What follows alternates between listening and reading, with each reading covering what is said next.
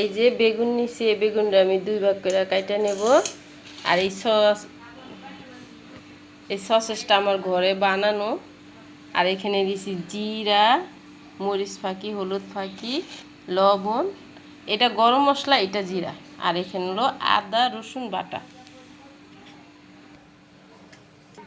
এই যেরকম করে 2 ভাগ করে একদম সমানে 2 ভাগ করে কাইটা নেবেন। এই যে আর কচি কচি বেগুন নেবেন, নিয়ে এই যে এরকম করে, আমি তো বটি দেওয়া করতেছি, আপনারা হইলো চাকু দিয়েও করতে পারেন, সমস্যা নেই। এই যে এরকম করে কাইটা নেবেন, কাইটা লগে লগে পানিতে ভিজিয়ে রাখবেন, নাহলে কালো হয়ে যাবে। বেগুন তো কাটার লগে লগে পানিতে না ভিজাইলে এই কালো হয়ে যায়।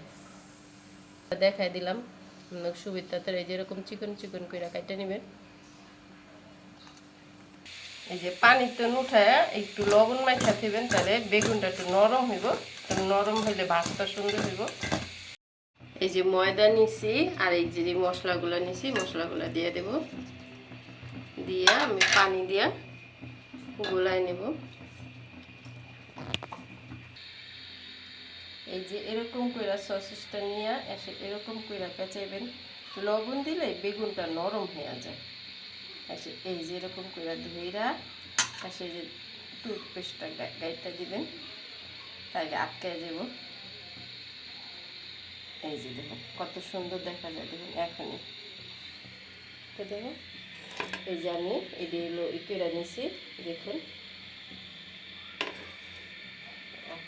এই যে এরকম একটা করে নিয়ে এই ব্যাটারটার ভিতরে চুবাইয়া, যে এটা হলো পাউরুটি করে নিছি, ফাঁকি করে নিছি।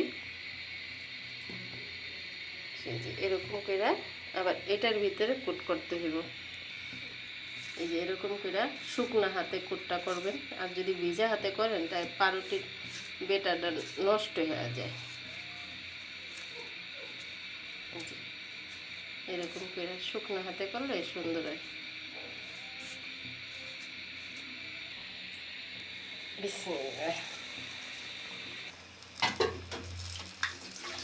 এরকম তেলটা দুলটা দিবেন। আর আঁচটা একটু কমায় রাখবেন। যদি আঁচটা বাড়ায় দিয়ে ভাজেন তাহলে দেখা যায় কি ভাজাটা ভালো হইব না। আঁচটা কমায় দিয়ে তারপরে ভাজবেন। যে আমি আরেকটা করতে দেখাই।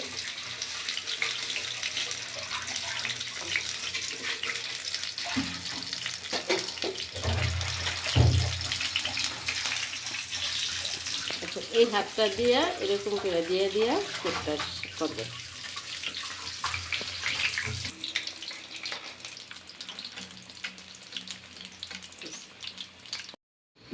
এই যে দেখুন কত সুন্দর দেখা যায়, মাশাআল্লাহ। যেটা কি বলবে কেউ, যেটার ভিতরে বেগুন এত সুন্দর দেখা যায়।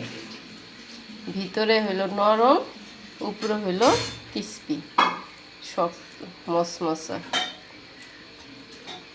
একটার থেকে একটা, মানে বেগুনটা তো এক সাইজে পাওয়া যায় না বন্ধুরা।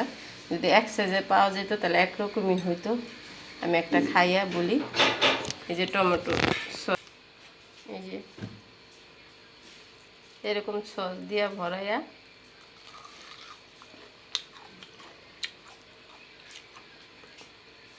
আপনারা শব্দেই বুঝবেন যে কত ক্রিস্পি হয়েছে।